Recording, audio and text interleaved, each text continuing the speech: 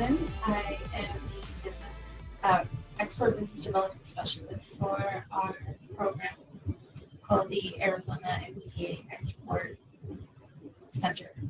And so we're a program under the National Center. We're going into our third year. And what we do at the Export Center is assist minority-owned businesses who are looking to or are in the global market. And so we're able to do that a wide variety of ways through technical assistance, counseling, helping them meet with buyers, helping them make these connections, and also with market research. Part of the ways we do this is we do host trade talks like today. We're part of the NEIs, Native Edge Institutes, that the National Center hosts. You can also find us at our annual conference, the Reservation Economic Summit, and with our strategic partners. So strategic partners would include U.S. Commercial Services and Exim Bank. So there's a couple of ways you can find us there. I'd like to talk about Res 2024. It's going to happen March 11th through 14th, and we just launched registration yesterday. So that is now open. So get those registration. We have an early bird special. It's the best pricing right now. So if you're interested, visit our website at www.ncaied.org, and you'll find more information there. Come October 1st, we will launch the applications for the artisan markets and also the egg trade show floor. So we sold out last year. So if you want to get one, get there early. Next, we have our topic. So transportation and logistics. It's a very big portion of when it comes to exporting your products or service, your products basically, the know-hows and finding the right people on your side to do so. And with that, we have Jim Lane of Forward Air here, and he's actually in office. So exciting. So get to hear more about what he does specifically with Forward Air and how Forward Air can help you get your products to where they need to go. All right, Jim. Thank you for the kind introduction. And I want to first start with thanking the Creator for allowing us all to spend this time together.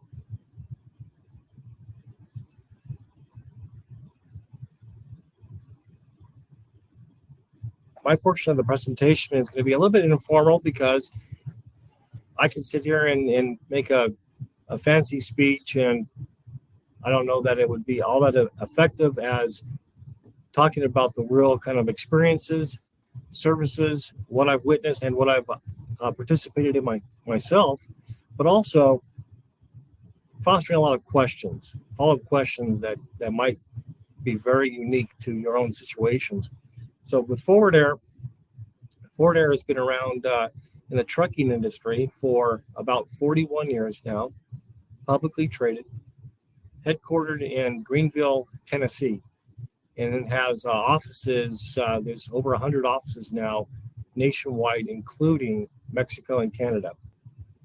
And the primary service is expedited trucking. It started out as support for the airlines.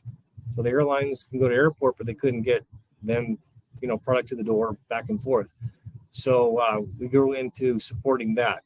And my particular responsibility is for small and medium-sized businesses that don't have the luxury of being the Walmarts of the world and having all that power to attract trucks at the right rate, the right time to support their business. And that has been something that I've personally specialized in over the last 12, 13 years. And in that experience, I've done some consulting for supply chain, mostly relative to agriculture-related activities, the various nations, the NAPI in Farmington, the Grit in Casa Grande, the Gila, the Colorado tribe over in Parker, Salt River tribe in Scottsdale, Lower Brule in South Dakota, and then lastly, Lanai, the Blood Tribe in Lethbridge. I mentioned them last, but that's probably where my activities actually started, was with their large agricultural footprint up there, and bringing that down here to the States as far as Arizona, and doing that very effectively at a price point that made everybody happy.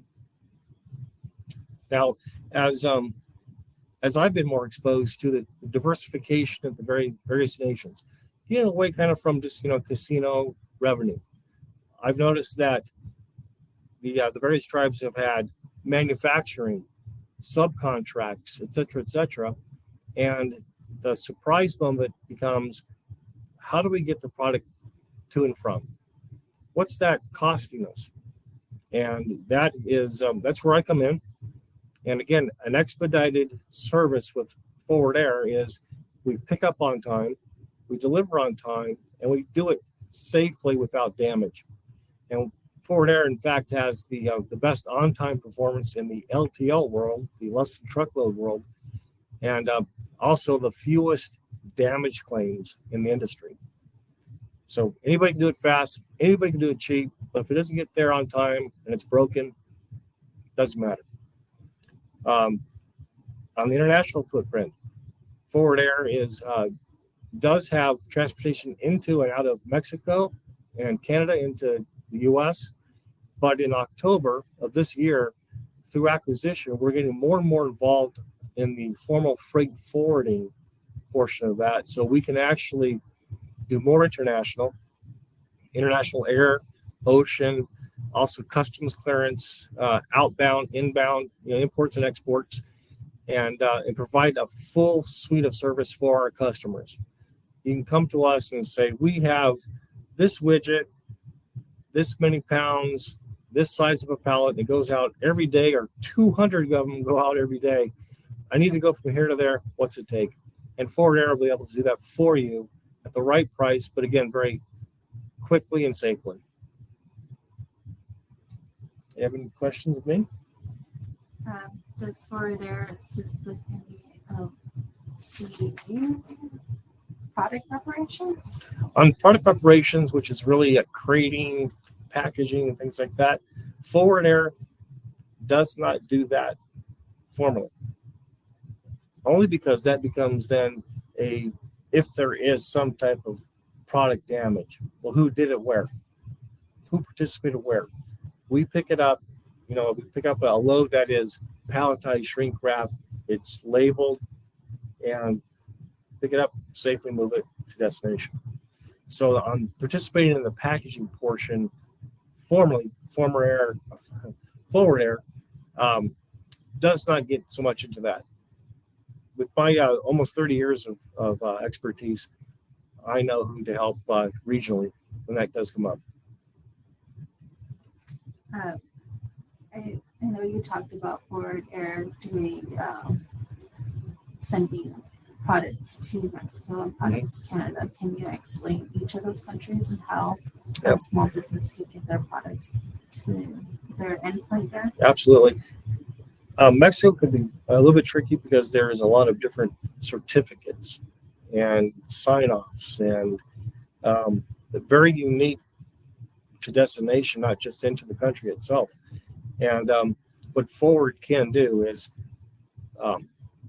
research what is the product, what are the international numbers, ISO and things like that, that allows for a quick and very clear customs clearance outbound. And then with Canada and Mexico both, you have to have customs clearance out of the country, out of the U.S., and customs clearance into the country, Mexico or Canada, and vice versa. So document preparation and clearance of U.S. customs, yes. And when our customers go on to our website, you can actually put in an origin zip, a destination zip, dimensions, weight, and a claimed value. How much does that cost? Boop, you'll have a rate right there. If you like that rate, you can actually go and hit book it. And when you book it, it keeps that rate. It breaks down all the information you put in there and puts it into a bill of lading, which is your shipping document, you can actually then create your labels for the individual pallets. Just print. So it's very simple, very user-friendly to use. And I've noticed that my customers in particular have really embraced that. They don't have to do their own documents all the time. They can do it right there with the information they already have. Is that the same for Canada?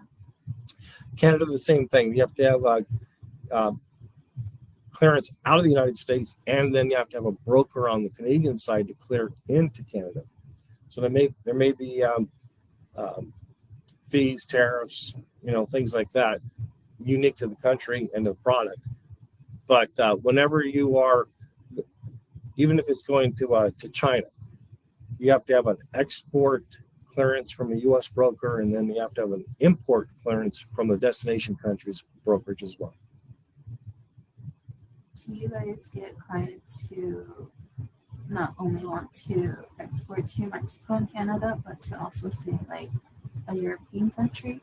Were you guys able to assist with them? Yes, in October, yes. Again, through acquisition, becoming a freight forwarder that has a more assets to move its own freight. That is our business design now. Before it was just transportation. In October, we are now also a freight forwarder, so we can move to Europe.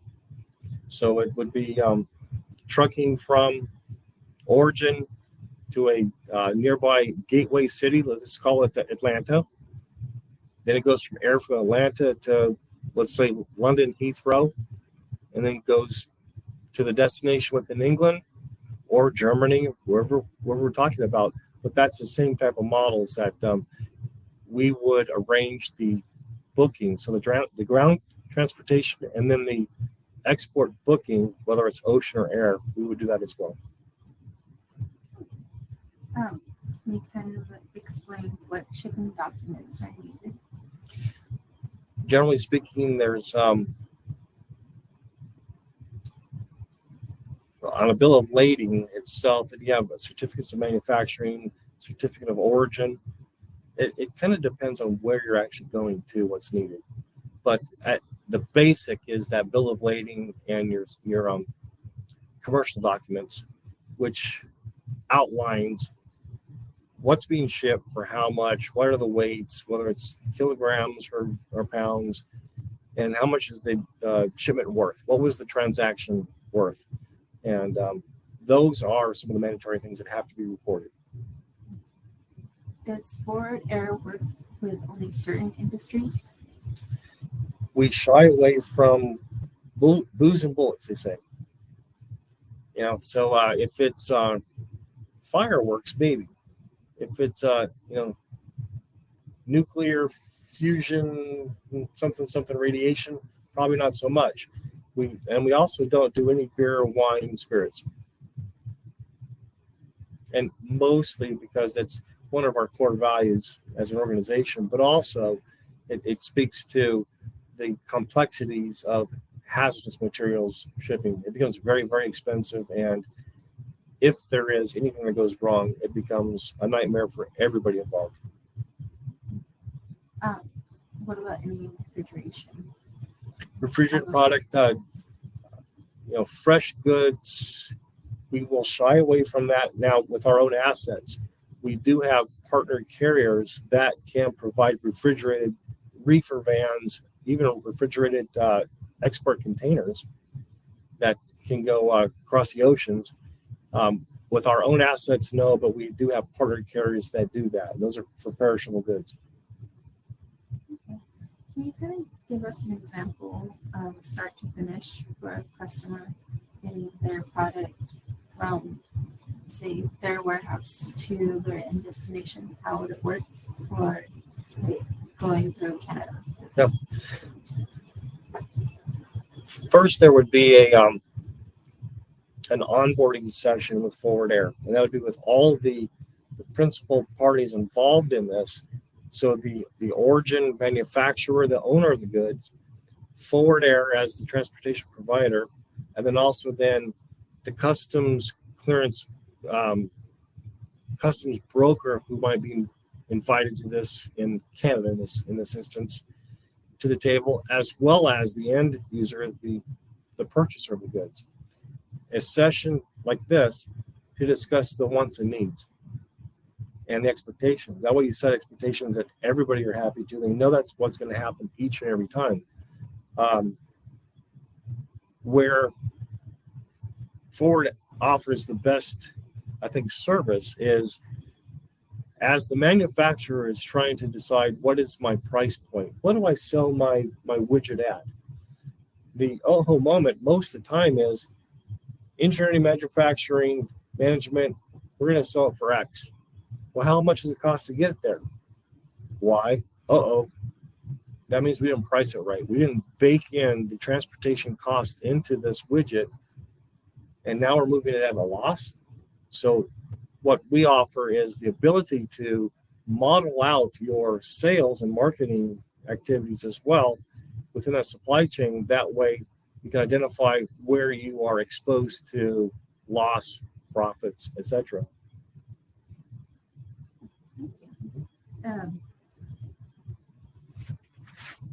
Do you guys help with any like standard regulations or certifications for each of the countries you do work with now? We do in a sense that every country has their own published needs for importation and exportation, and they're unique to that country, and they're in a giant book about that thick. And so it'll generally tell you then this is needed, this, and this to export through. For example, on the agricultural side, you'll have to have the USDA come out and inspect. And in the case of, I know a lot of folks out there like to export alfalfa still. I've done it myself. But the USDA has to come out and say, this is alfalfa. It's not something else that we're shipping. It's not lettuce. It's free of mud. It's free of critters. It's free of insects. It's free of rocks. This is what it says. And they basically certify in that sense, and they meet the standards of the country that it's going to.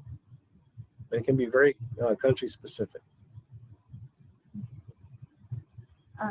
Here at Arizona MBDA Export Center, we specifically just work with MPs who are exporting. We don't really do much with importing, but I still would like to ask some of those questions. Yes. How do you assist with imports? On the import side, on the transportation side, we can now in October clear customs. So let's say it's an ocean container coming in the port of Long Beach, clears customs. Then we also arrange with our assets the drayage. So they'll pick the container up next to the boat, bring it to the destination where it's unloaded, and then make sure that that now empty container is terminated where it's supposed to according to the contract that you hold with the steamship line. So if your steamship line says that empty has to go back to Phoenix, then we'll pick it up empty and terminate Phoenix. It's all done. If it has to go back to the origin point, so the Port of LA Long Beach, once it's empty, we'll take it all the way back there too. And it's all on the pricing. And then that is upfront understanding with your booking. So you're booking 30 containers to come in from Taiwan, and they deliver in Phoenix, Arizona, and they arrive at around this date. We'll have all that in a master bill, and we will actually monitor internally where the vessel's at, when does it arrive, is the vessel now cleared to unload, and then is the container available for us to pick up, dispatch the trucks, and then go ahead and execute the work. Could you tell me the differences between ground, air, and ocean freight, and which would be best for which product? Yeah. Generally speaking, air can be the most expensive. And air does have some limitations as far as what we call gauge, which is the dimensions, because the door on an airplane is only so big. But international freight and domestic freight can move via air. But again, generally speaking, it has to meet a certain criteria of size and weight, and still very expensive. Ground transportation throughout North America, Canada, Mexico, the US, is very common and can be very quick. With Forward Air, from origin to destination within our network, we can deliver anywhere in the United States within 4 days. That can be coast to coast, 4 days, and we're done. That's expedited service. And within domestic, you have full truckload, which is a 53-foot long box, and you can load up to about 44,000 pounds in that. LTL is less than truckload, which is 1 pallet, 2 pallets, however many pallets, usually up to about 10, that are commingled with other customers going to the same area. So that that shipment isn't unique just to your shipment, whereas full truckload is. You buy that truck to go somewhere. And so once it pulls away and it's sealed, that seal does not break. It goes to destination, or they break the seal, they deliver it. Doesn't matter if that's 1 pallet or 44 pallets, you buy full truckload. LTL, just the opposite. It is shared space in a truck, less than truckload. So there's still kind of the limit with about 40 pallets, 44 pallets, but they can be from 20 different customers. And it's all handled exactly the same. It just goes to a regional handling center and goes out from there to the destination address. Within our network as well, we do have residential deliveries. We have deliveries to businesses.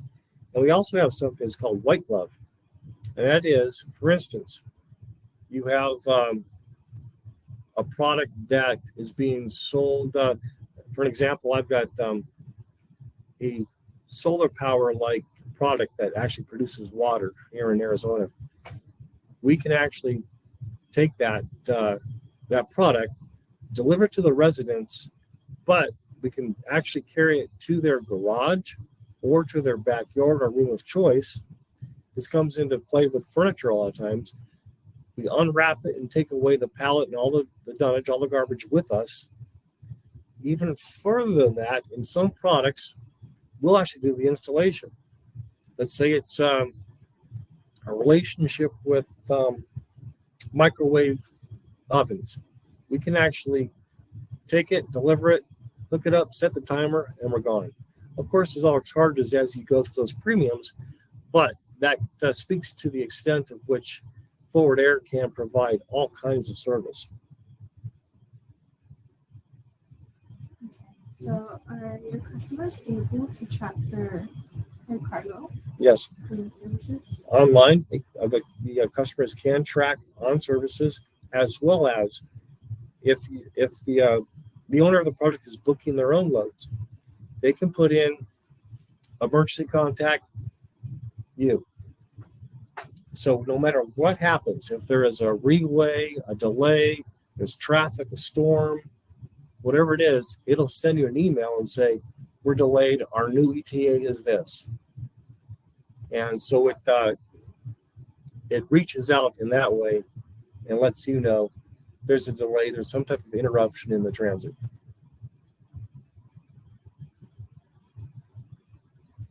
Okay. Are there any restrictions specifically to your company that you guys deal with, or is it just? Really, the restrictions mostly around we can handle some hazmat, some we cannot. So we don't want to do nuclear bombs, anything like that. But if it's paint, some of those type of items, absolutely. Restrictions, we want to handle palletized freight only. If it's floor-loaded boxes, like you've seen, open up a container and it looks like a Tetris game. 1,000 boxes, all this kind of stuff in there. That's inefficient for us, and we can't then be expeditious in our service.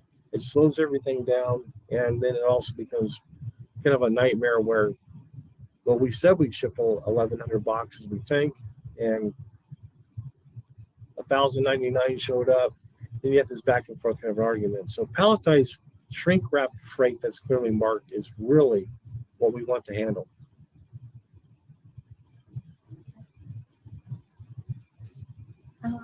I I know we talked about customs, but what would be the easiest way to deal with customs?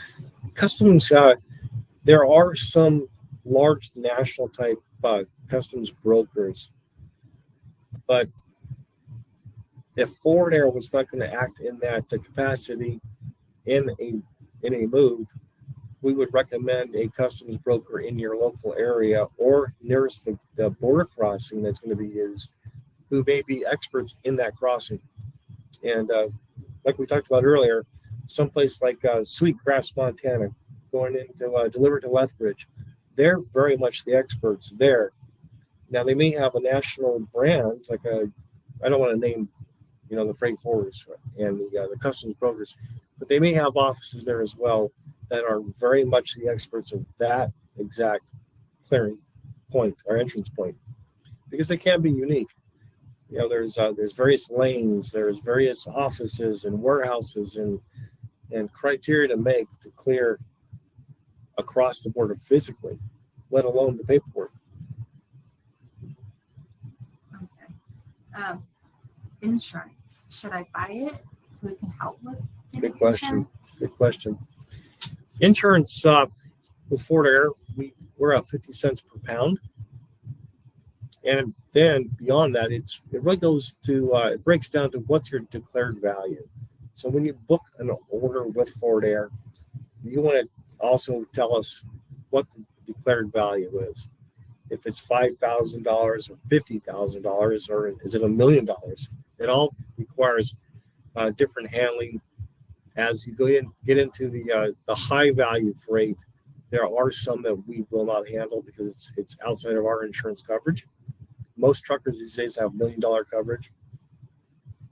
Don't want to use it, of course, but it really comes down to the shipper making sure, honestly, this is my declared value. It may not be the retail value itself, but how much did it cost to make it? What's the replacement cost?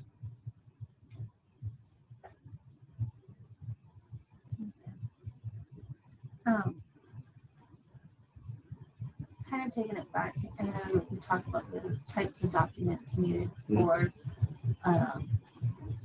shipping. One of them we talked about was the certificate of origin. Who would we go to help us with that? We can help with that, but also it can be pulled off of the government's website and filled out fairly easily that way. And then you can go to local offices for your, I want to say Better Business Bureau, but there's local offices that will actually stamp your certificate of origin. They'll stamp it and sign it. Like there's one here in Gilbert. And you just, you go there, and I think it's maybe $25. They look at the document and make sure it's filled out properly. Then there's an embossed stamp and signature almost as it's being notarized.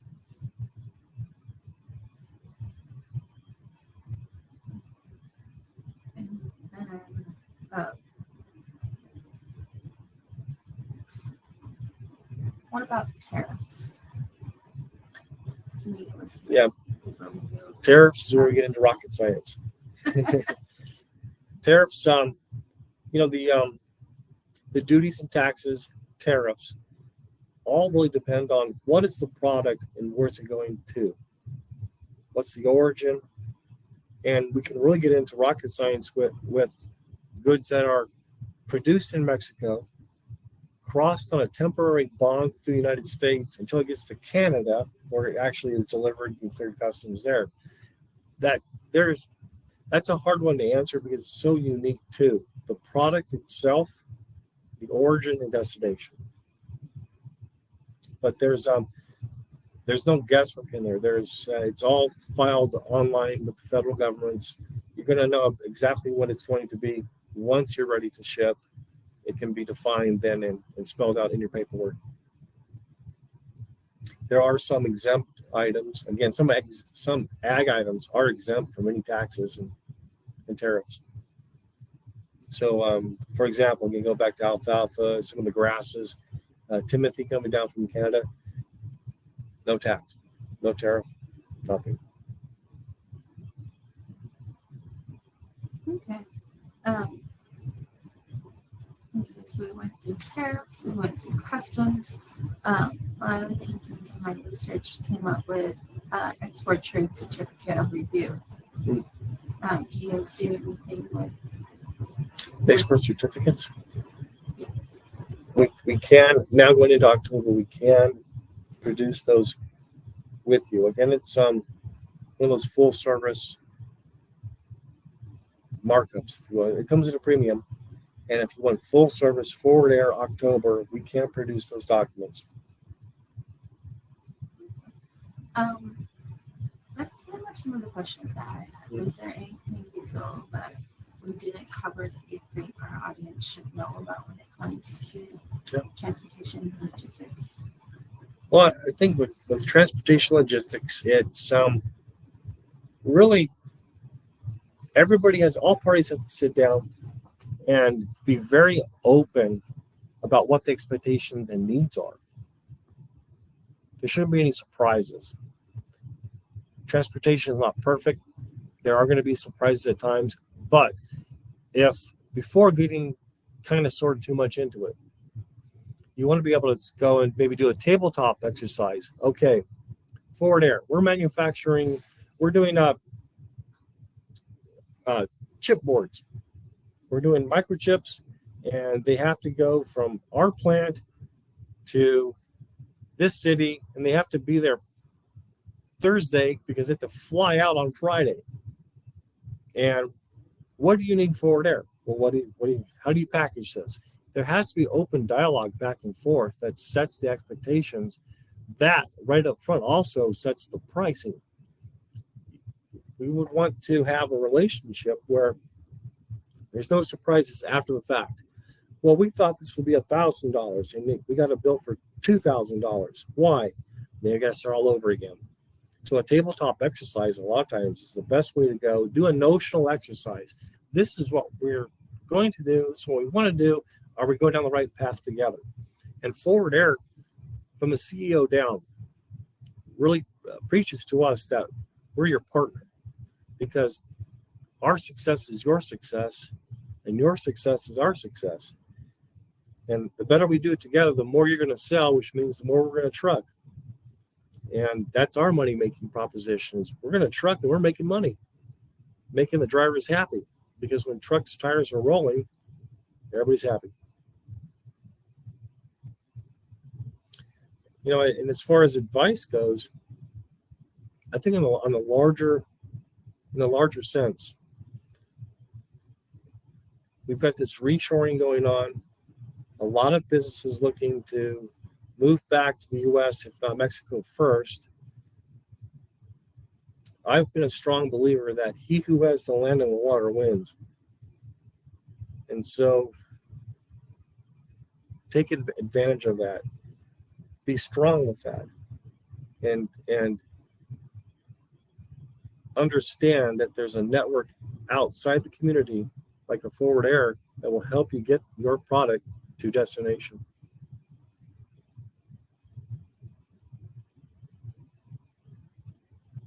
Yeah. Awesome, thank you. Sorry if you guys weren't able to hear me. I was sitting off to the side, but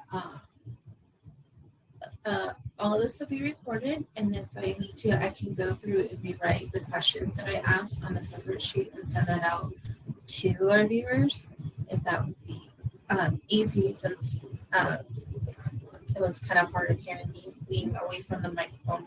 But I do have a few more questions to ask Jim. Export licensing, do you guys assist anything with that at all, or what's the extent do you guys? I have not seen that yet. That's where we're going to grow into October. Okay. Again, through a recent acquisition, it allows us to be more of a formal freight forwarder, which does all those functions.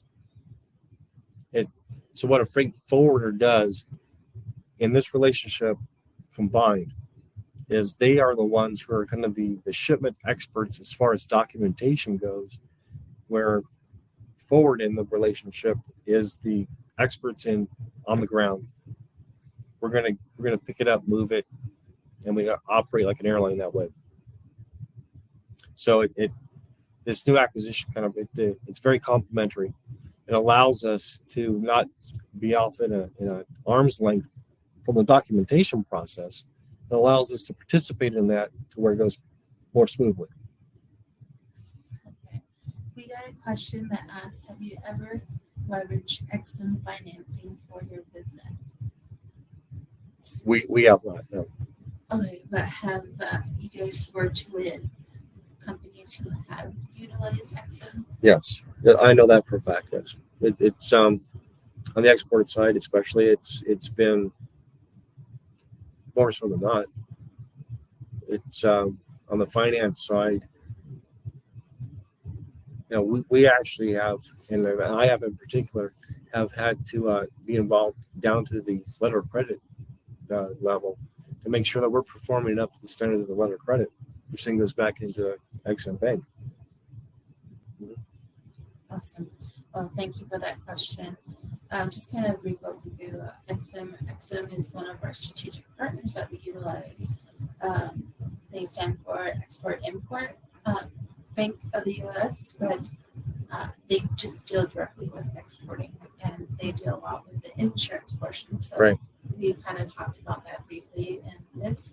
You can definitely find more information on their site. I think it's exin.gov. Mm-hmm. They'll go into a lot more in depth. We'll actually be on, sorry, not Jim, but Arizona MBDA Export Center will be doing a video collab with them come November. So you guys can look forward to that and find out more information about Exim Bank during that time.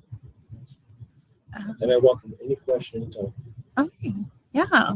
So do you have any further information whatsoever you would like to state when it comes to exporting your products?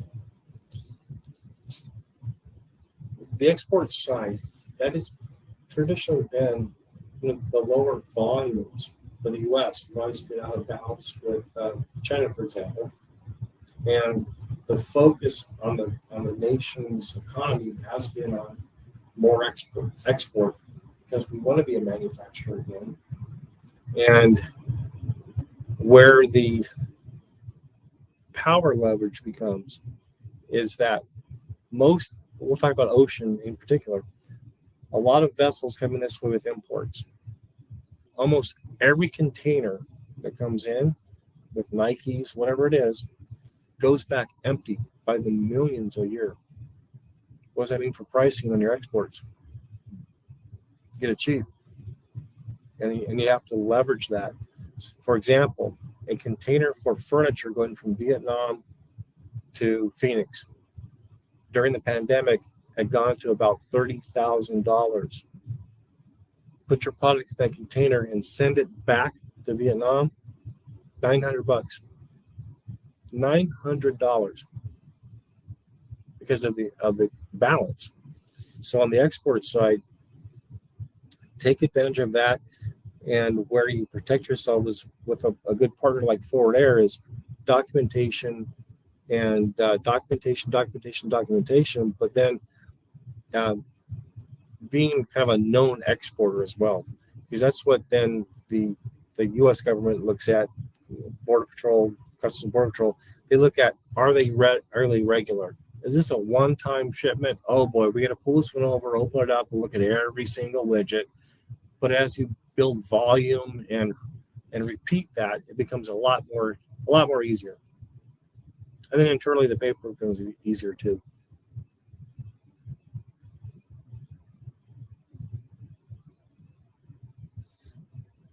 Awesome. Thank you so much for joining us, Jim. Trying to get our audience a lot of the information that comes from the start of their exporting journey to where they're at, and obviously transportation and logistics is a big one. Yep. Getting your products to their end destination. Yes. It sounds scary. It sounds risky. It does. When I was first getting into exporting, trying to understand the documentation part of things was very overwhelming. Yes. But knowing that there are resources out there that can definitely help you, like for here. Yes, thank you.